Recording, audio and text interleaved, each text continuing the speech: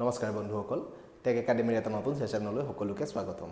আজিৰ এই ভিডিঅ'টোত আমি ADRE Assam police DHS Guwahati high court junior administrative assistant বা টেট এনেকুৱা ধৰণৰ অসমৰ বিভিন্ন ষ্টেট গভৰ্ণমেণ্ট জবৰ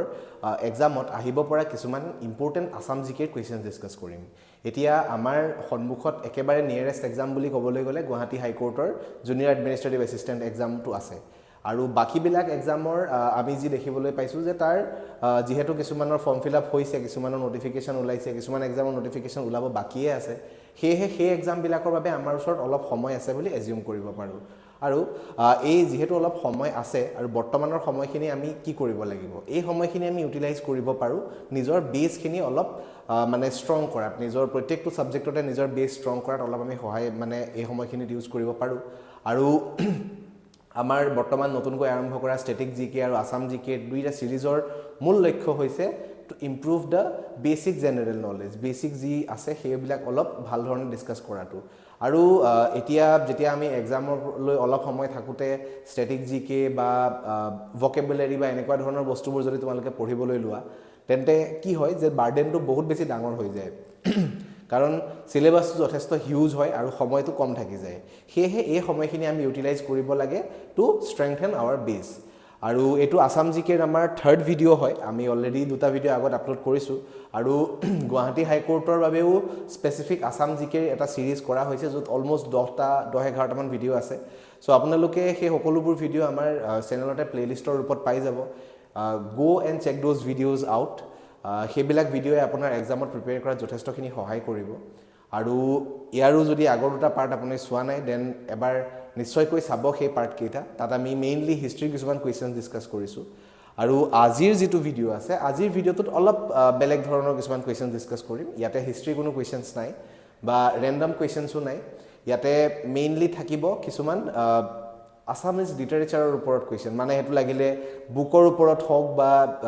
মানে পেন নেমছৰ ওপৰত হওক বা এৱাৰ্ডছৰ ওপৰত হওক মেইনলি লিটাৰেচাৰ ফিল্ডৰ লগত ৰিলেটেড কিছুমান কুৱেশ্যন আজি ডিছকাছ কৰা হ'ব আৰু এনেধৰণৰ আৰু ইনফৰ্মেটিভ ভিডিঅ'জ আৰু হেল্পফুল ভিডিঅ'জ পাই থাকিবৰ বাবে আমাৰ টেক একাডেমি চেনেলক ছাবস্ক্ৰাইব কৰিব লগতে আমাৰ টেলিগ্ৰামৰ গ্ৰুপটো জইন কৰিব আমাৰ টেলিগ্ৰামৰ গ্ৰুপত আমি ভিডিঅ' ডিছকাছ কৰা আটাইবোৰ questions with in the form of a PDF provide কৰোঁ আৰু তাৰ লগতে আমাৰ যি টেলিগ্ৰাম গ্ৰুপ আছে তাতে আমি ডেইলি বেচিছত কুইজ মোডতো কিছুমান কুৱেশ্যনছ দিওঁ আৰু ইভেন তাতে আমি গুৱাহাটী হাইকোৰ্টৰ জুনিয়ৰ এডমিনিষ্ট্ৰেটিভ এছিষ্টেণ্ট এক্সামটোৰ বাবে বৰ্তমান ফ্ৰী অফ কষ্ট কিছুমান মক টেষ্ট প্ৰভাইড কৰি আছোঁ অলমষ্ট 9-10টামান মক টেষ্ট অলৰেডি দিয়া হৈছে চ' এবাৰ গৈ গ্ৰুপটো চেক কৰিব তাতে আমাৰ যি প্ৰিভিয়াছ মেছেজেছ আছে তাতে ফাইলছতে গ'লে আপোনালোকে আগৰ যিখিনি মানে মক টেষ্ট অলৰেডি হৈ গৈছে সেইখিনিও এক্সেছ কৰিব পাৰিব So do join the Telegram group কাৰণ যিকোনো এটা এক্সামৰ প্ৰিপাৰেচনৰ বাবে মক টেষ্টৰ যিটো ইম্পৰ্টেন্স হয় সেইটো বেলেগকৈ ভাষাৰে বুজাবৰ কোনো দৰকাৰ নাই আৰু ইয়াতে যিবিলাক আমাৰ আপকামিং এক্সাম আহি আছে এডিআৰই আসাম পুলিচ বা বিভিন্ন ধৰণৰ ষ্টেট গভৰ্ণমেণ্ট এক্সাম সকলোৰে বাবে আপোনালোকে তাতে ফ্ৰী অফ কষ্ট মক টেষ্ট পাই যাব so' do join the group for these things এতিয়া কথাত আৰু বেছি সময় নষ্ট নকৰোঁ আজিৰ প্ৰথম প্ৰশ্নটো লৈ যাওঁ আজিৰ প্ৰথম কুৱেশ্যনটোত কি সুধিছে who got the Sahitya Academy Award in Assamese Literature in 2024 2024 চনৰ সাহিত্য অকাডেমি বঁটা যি আছিল সাহিত্য একাডেমি এৱাৰ্ড ইন 2024 আসামিজ লিটাৰেচাৰৰ বাবে কোনজন ৰাইটাৰে পাইছে সো আমাৰ অপচন যদিহে চাওঁ অপচনত আছে মনোজ কুমাৰ গোস্বামী সমীৰ তাঁতী ৰঞ্জু হাজৰিকা আৰু অনুৰাধা শৰ্মা পূজাৰী এই চাৰিটা অপচনছ আছে আমাৰ ওচৰত আৰু এই চাৰিটা অপচনৰ ভিতৰত কাৰেক্ট অপচনটো হয় অপচন বি ঠিক আছে সমীৰ তাঁতীয়ে 2024 চনৰ যি সাহিত্য একাডেমি বঁটা আছিল সেই একাডেমি বঁটা পাবলৈ সক্ষম হৈছিল আৰু সাহিত্য একাডেমি এৱাৰ্ড যথেষ্ট ইম্পৰ্টেণ্ট হয় 2026ৰ বাবেও 25ৰ প্ৰত্যেকটো এক্সামৰ বাবে মানে প্ৰতি বছৰে আসামিজ লিটাৰেচাৰত যিসকলে সাহিত্য একাডেমি এৱাৰ্ডছ পাইছে সেইটো জানি লোৱাটো এটা বহুত বেছি দৰকাৰী কথা হয় আমি যেতিয়া যিকোনো মানে লিটাৰেচাৰ ফিল্ডৰ কুৱেশ্যনৰ কথা যদি কওঁ মেইনলি তিনিটা এৱাৰ্ডছ আমি মনত ৰাখিব লাগে ফাৰ্ষ্ট অফ অল যিটো all over the world recognise এটা এৱাৰ্ড হয় দেট ইজ বুকাৰ প্ৰাইজ প্ৰত্যেক বছৰে মানে দি থাকে আৰু সেইটো আমি জানিব লাগে ইভেন 2025ৰ মানে যিটো এডিআৰই 2.0 আছিলে তাতো বুকাৰ প্ৰাইজৰ কুৱেশ্যনছ আহিছিলে আৰু বুকাৰ প্ৰাইজৰ কুৱেশ্যন প্ৰায়ে মেক্সিমাম কুৱেশ্যন মানে কি কয় মেক্সিমাম এক্সামতে সোধা দেখা যায় যেনেকৈ আমি 2000 লাষ্ট যিটো মানে 2025ৰ যিটো বুকাৰ প্ৰাইজ হয় বুকাৰ প্ৰাইজটো পাইছে ফ্লেছ নামৰ এখন বুকে সেই বুকখন ডেভিড জেলে বুলি এজন লোকে লিখিছে চ' এনেধৰণে কিছুমান Booker Prize first of all Booker Prize যিটো ইণ্টাৰনেশ্যনেল আহিলে বাৰু দেন ছেকেণ্ডলি ভাৰতৰ যিটো highest literary award that is the Jnanpith এৱাৰ্ডৰ বিষয়ে জানিব লাগে জ্ঞানপীঠ এৱাৰ্ডৰ কুৱেশ্যনো আমাৰ এই ভিডিঅ'টোতে পাবা বাৰু আৰু দেন থাৰ্ডলি অসমৰ আহি গ'ল তো সাহিত্য একাডেমী এৱাৰ্ডটো অসমত জানিবলগীয়া এৱাৰ্ড হয় আৰু তাৰ বাহিৰেও বহুতখিনি লিটাৰেচাৰ ফিল্ডৰ এৱাৰ্ডছ আছে যিবিলাক আমি জনা উচিত কিন্তু এই তিনিটা এৱাৰ্ড অতি জৰুৰী এই তিনিটা এৱাৰ্ড জনাটো একেবাৰে মেণ্ডেটাৰী জানিবই লাগিব ঠিক আছে চ' নেক্সট কুৱেশ্যনলৈ যাওঁ নেক্সট কুৱেশ্যনত কি কৈছে আসাম সাহিত্য সভা 2025 2025 চনৰ অসম সাহিত্য সভা কিমাহমানৰ আগত হৈ গৈছে হয়নে আমি এতিয়া ক'ব লাগে যে এই অসম সাহিত্য সভা 2025টো কোন জেগাত মানে কি কয় পতা হৈছিল চ' অপশ্যনছ আছে আমাৰ বাৰকুজীয়া পাঠশালা নাৰায়ণপুৰ আৰু নান অফ দ্য এবভ নাৰায়ণপুৰত ইয়াৰ আগৰবাৰ পাতিছিলে হয়নে এইটো আমি জানো তাৰ পাছত এই বছৰ 2025ৰ ক'ত পাতিছিল so' the correct option is option B ঠিক আছে পাঠশালাত পতা হৈছিলে আমাৰ এই বছৰৰ যি অসম সাহিত্য সভাৰ অধিৱেশন আছিল তাক পাঠশালাত মানে সেলিব্ৰেট কৰা হৈছিলে বা পতা হৈছিলে ঠিক আছে নেক্সট কুৱেশ্যনলৈ যাওঁ নেক্সট কুৱেশ্যনত কি কৈছে who first translated the Ramayana into Assamese Ramayan আছামিজলৈ ট্ৰান্সলেট কৰা প্ৰথমজন মানে প্ৰথমবাৰ অসমীয়ালৈ ট্ৰান্সলেট কৰিছিলে কোনে ৰামায়ণ চ' অপশ্যনছ আছে আমাৰ চন্দ্ৰপ্ৰসাদ শইকীয়া হোমেন বৰগোহাঁই মাধৱ কন্দলী শ্ৰীমন্ত শংকৰদেৱ আৰু মাধৱ কন্দলী চ' অবভিয়াছলি ইয়াতে চন্দ্ৰপ্ৰসাদ শইকীয়া আৰু কি কয় হোমেন বৰগোহাঁইটোতো নহয় তোমালোকে সকলোৱে গম পাইছে কাৰণ তেওঁলোক বহুত পিছৰ মানে কি কয় বহুত পিছৰ ৰাইটাৰ্ছ হয় তেওঁলোক একেবাৰে ৰিচেণ্ট ৰাইটাৰ্ছ হয় চ' এই যি ৰামায়ণৰ ট্ৰান্সলেশ্যন আছিল সেইটো এই দুটা অপশ্যনৰ ভিতৰতে কোনোবা এটা হ'ব হয়নে so' the correct option here is option D Madhav Kandali এজন অসমৰ মানে একেবাৰে কি কয় অতি মানে একদম বহুত পুৰণা এজন কি কয় ৰাইটাৰ হয় যোনে নেকি বহুতখিনি বুকছ লিখিছে বহুতখিনি তেখেতৰ ওপৰত বহুত কুৱেশ্যনছ প্ৰায় আহে সেয়েহে তেওঁৰ বিষয়ে জনাটো অলপ দৰকাৰ আৰু আমি আৰু কিছুমান কুৱেশ্যন জানিবলৈ চেষ্টা কৰিম তেখেতৰ ওপৰত মাধৱ কন্দলীৰ ওপৰত ইভেন আমাৰ যি জেমছ অফ আছাম বুলি এটা ভিডিঅ' আছিল য'ত নেকি আমি অসমৰ বিভিন্ন ধৰণৰ বিভিন্ন ফেমাছ পাৰ্চনেলিটিজৰ বিষয়ে কথা পাতিছিলোঁ তাতে আমি মাধৱ কন্দলীৰ কথাও পাতিছিলোঁ মোৰ যিমানটো মনত আছে আৰু তাত মানে দিয়া হৈছিলে যে মাধৱ কন্দলীৰ বুকছ কি হয় তেখেতৰ বিষয়ে অলপ কথা দিয়া হৈছিলে চ' পাৰিলে সেই ভিডিঅ'টো এবাৰ চাই ল'ব এই ভিডিঅ'টো চাই ল'লে তাতে বহুতকেইজন অসমৰ ফেমাছ ৰাইটাৰ্ছৰ ফেমাছ পয়েটছৰ বিষয়ে লিখা আছে তেওঁলোকৰ বুকছ তেওঁলোকৰ awards and recognitions along with their pen names কাৰণ লিটাৰেচাৰ ফিল্ডত এই তিনিটা বস্তু বহুত দৰকাৰী ফাৰ্ষ্ট অফ অল ৰাইটাৰৰ বুকছ যদি কোনোবা বুকৰ কাৰণে তেওঁ কিবা এৱাৰ্ড পাইছে সেই এৱাৰ্ডৰ লগত সেই বুকটো মনত ৰাখিব লাগিব along with the year and then আহিলে এৱাৰ্ডছ তেওঁ কি এৱাৰ্ডছ পাইছে সেই এৱাৰ্ডছবিলাক কোনখন বুকৰ বাবে পাইছে বা কোনটো পয়েমৰ বাবে কোনখন পয়েম কালেকশ্যনৰ বাবে পাইছে সেইখিনি ইম্পৰ্টেণ্ট হয় দেন থাৰ্ডলি আহিলে আমাৰ তেওঁলোকৰ পেন নেমছ বা তেওঁলোকক যদি কিবা এনেকুৱা উপাধি প্ৰদান কৰা হৈছিলে কাৰোবাৰ দ্বাৰা যেনেকৈ এতিয়া লক্ষ্মীনাথ বেজবৰুৱা সাহিত্যৰথী উপাধিটো প্ৰদান কৰা হৈছিলে তেনেকুৱা ধৰণৰ যদি কিবা মানে উপাধি থাকে তো সেইবিলাকৰ বিষয়ে তেওঁ জানিব লাগে তো এইকেইটা বস্তু বহুত বেছি ইম্পৰ্টেণ্ট হয় লিটাৰেচাৰ ফিল্ডৰ পৰা কাৰণ চব কুৱেশ্যনছ আমি দেখোঁ যে এইকেইটা মানে কথাৰ ওপৰত ডিপেণ্ড কৰিয়েই চব কুৱেশ্যনছবিলাক সোধে আৰু আমি এই বস্তুখিনি জানি লোৱাটো অতি দৰকাৰী চ' নেক্সট আহিলে আকৌ মহাভাৰত এইবাৰ সুধিছে আগৰবাৰ আছিলে ৰামায়ণ মানে কোনে অসমীয়ালৈ প্ৰথমবাৰ ট্ৰান্সলেট কৰিছিলে দেন ছেকেণ্ডলি আহিলে আমাৰ মহাভাৰত কোনজন আছামিজ ৰাইটাৰে মহাভাৰতক অসমীয়ালৈ ট্ৰান্সলেট কৰিছিলে চ' হোমেন বৰগোহাঁই অপশ্যনটো মই ডাইৰেক্টলি কাটিয়ে দিছোঁ সকলোৱে জানা এইটো নহয় বাকী অপশ্যনছ থাকিলে আমাৰ ওচৰত ৰাম সৰস্বতী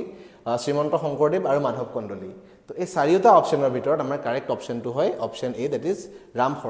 সৰস্বতীয়ে যি মহাভাৰত আছিলে মহাভাৰতক অসমীয়ালৈ ট্ৰান্সলেট কৰিছিলে নেক্সট কুৱেশ্যনলৈ যাওঁ নেক্সট কুৱেশ্যনত কি কৈছে the first printed Assamese book প্ৰথম ছপা কৰা অসমীয়া বুক মানে প্ৰথমবাৰৰ বাবে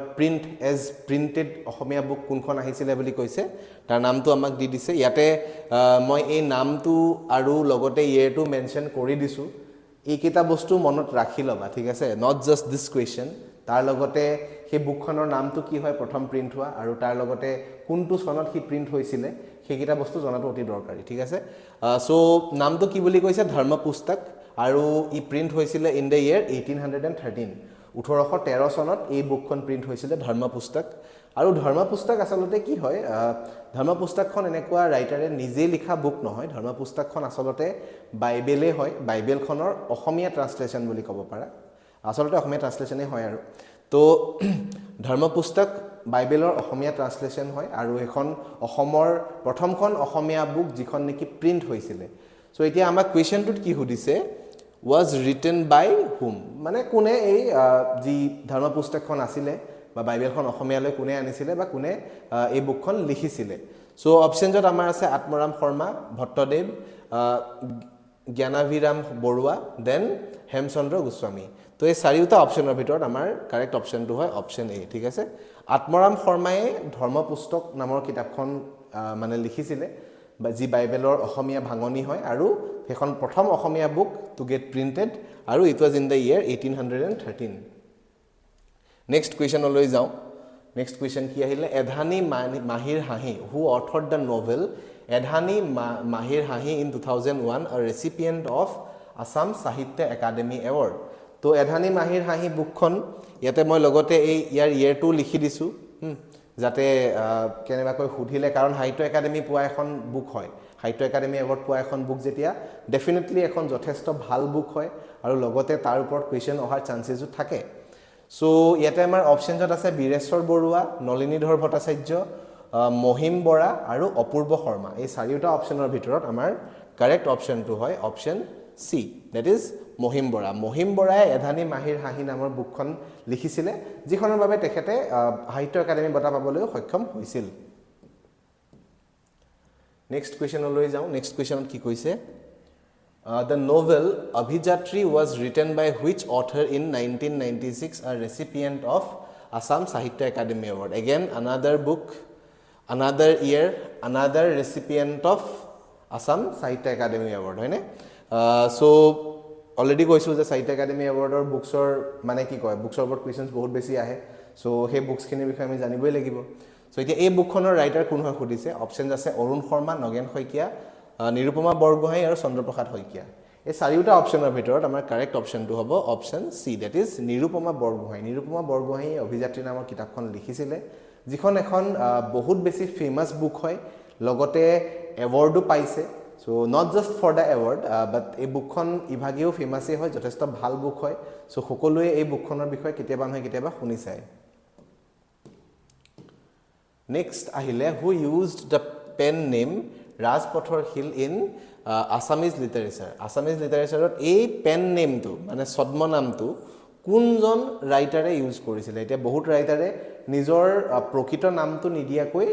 বেলেগ নামেৰে বুকছ লিখিছিলে যেনেকৈ আমি যদি লক্ষ্মীনাথ বেজবৰুৱাৰ কথা ক'বলৈ যাওঁ দেন তেখেতৰ ছদ্ম নামটো আছিলে কৃপাবৰ বৰবৰুৱা সেইটো নামতে ভালেমানখিনি বুক লিখিছে কৃপাবৰ বৰবৰুৱাৰ কাকতৰ টোপোলা কৃপাবৰ বৰবৰুৱাৰ এনেকৈ বহুত কেইখন বুকছ আছে সো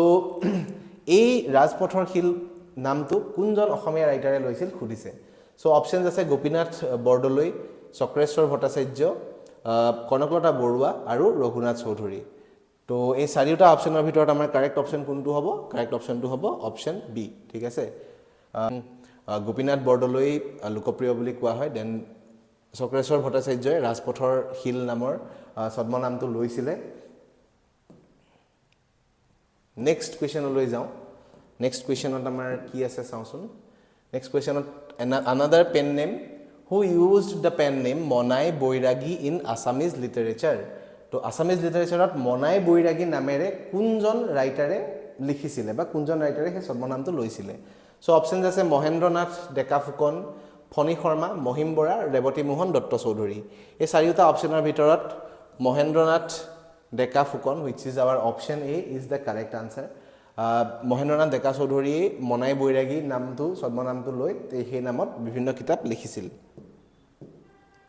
নেক্সট কুৱেশ্যন আহিল how many Assamese writers won Jnanpith award till date এতিয়া কৈছিলোঁ মই যে জ্ঞানপীঠ এৱাৰ্ডটো কিমান বেছি ইম্পৰ্টেণ্ট হয় তো এতিয়া সুধিছে যে কিমানজন অসমীয়া ৰাইটাৰে জ্ঞানপীঠ এৱাৰ্ড পাবলৈ সক্ষম হৈছে বৰ্তমানলৈকে সো অপশনস আছে আমাৰ 2 3 4 5 এই চাৰিটা অপশনৰ ভিতৰত আমাৰ কাৰেক্ট অপশনটো হয় অপশন বি দ্যাট ইজ 3 মানে তিনিজন আসামিজ ৰাইটাৰে বৰ্তমানলৈকে এই এৱাৰ্ডটো পাবলৈ সক্ষম হৈছে ঠিক আছে আৰু তেওঁলোকৰ যদি আমি নামৰ কথা ক'বলৈ যাওঁ কোন কোন আছিল তেন্তে তেওঁলোক হৈছে বীৰেন্দ্ৰ কুমাৰ ভট্টাচাৰ্য মামনি ৰয়ছম গোস্বামী যাৰ ৰিয়েল নেম আছিল ইন্দিৰা গোস্বামী আৰু একেবাৰে লেটেষ্ট 2001ত পাইছিলে নীলমণি ফুকনে ঠিক আছে সেই তিনিজন কবি বা তিনিজন লেখকে অসমৰ ফালৰ পৰা অসমীয়া হিচাপে জ্ঞানপীঠ এৱাৰ্ড পাবলৈ সক্ষম হৈছে যেটো ভাৰতৰ লিটাৰেৰী ফিল্ডৰ হাইয়েষ্ট এৱাৰ্ড হয় ঠিক আছে মনত ৰাখি থবা তিনিজন ৰাইটাৰে পাইছে তিনিবাৰ পাবলৈ সক্ষম হৈছে জ্ঞানপীঠ এৱাৰ্ড সো নেক্সট কোৱেশ্চনলৈ যাও নেক্সট কোৱেশ্চনত কি কৈছে who is known by the nickname জ্ঞান মালিনীৰ কবি ইন আসামিজ লিটাৰেচাৰ অসমীয়া লিটাৰেচাৰত জ্ঞান মালিনীৰ কবি বুলি কোনজন ৰাইটাৰক কোৱা হয় বা কোনজন কবিক কোৱা হয় অপশনস আছে হিৰেন গোহাই সঈদ আব্দুল মালিক মফিজউদ্দিন আহমেদ হাজৰিকা সত্যনাথ বৰা এই চাৰিটা অপশন আছে আৰু এই চাৰিটা অপশনৰ ভিতৰত কাৰেক্ট অপশনটো আমি বিচাৰি উলিয়াব লাগে বাট ইয়াৰ আনসাৰটো মই নিদিও কাৰণ এইটো আমাৰ শেষৰটো প্ৰশ্ন হয় আমাৰ যিসকল ভিউৱাৰ যে আগৰ পৰা চাই আছে তেওঁলোকে জানে আৰু নতুনকৈ যিসকলে চাইছে তেওঁলোকৰ বাবে কৈ দিছো যে আমি আমাৰ শেষৰটো প্ৰশ্ন আমাৰ ভিউৱাৰ্ছৰ বাবে আগবঢ়াও আৰু সেই প্ৰশ্নৰ উত্তৰ আমাক ভিউৱাৰ্ছে কমেন্টছত জনায় এই প্ৰশ্নটোৰ উত্তৰো আপোনালোকে আমাক কমেন্টছত জনাব বুলি আশা ৰাখিলো আৰু ইয়াৰ যি কাৰেক্ট আনসাৰ হয় হেতু আপকামিং ভিডিঅ'ত ডিসকাস কৰা হ'ব বাকি আজিৰ ভিডিঅ'টোৰ শেষ প্ৰশ্ন এইটোই আছিল ভিডিঅ'টো ইমানতে আমি সামৰণি মাৰিম বহুত বেছি দীঘল ভিডিঅ' লোৱা নাই বহুত বেছিকৈ কোৱেশ্চনছ আমি লোৱা নাই বাট our main target is to go step by step and improve yourself step by step অলপ কৈ হলেও কৰি থাকিব লাগে অলপ কৈ গৈ তুমি নিজৰ মানে কি কয় নিজৰ বেসিক্স বিলাক বহুত বেছি ষ্ট্ৰং কৰিবলৈ সক্ষম হবা হেহে keep working on your basics that's it for today বাকি আমাৰ চেনেলটো সাবস্ক্ৰাইব কৰিব লগতে আমাৰ টেলিগ্ৰামৰ গ্ৰুপত জয়েন কৰিব আমাৰ গ্ৰুপৰ জয়েনিংৰ লিংক ভিডিও ডেসক্ৰিপচনতে দি দিছো বাকি কি বস্তু আমি প্ৰভাইড কৰো গ্ৰুপত অলৰেডি আপোনালোকক কৈছোৱে যদি হে ভিডিওটো ভাল লাগিছে তেন্তে লাইক কৰিব শেয়াৰ কৰিব নিজৰ ফ্ৰেণ্ডছৰ লগত যোনে বিভিন্ন গভৰ্ণমেণ্ট জব এক্সামৰ বাবে প্ৰিপাৰেচন কৰি আছে so that's it for today see you in another video ধন্যবাদ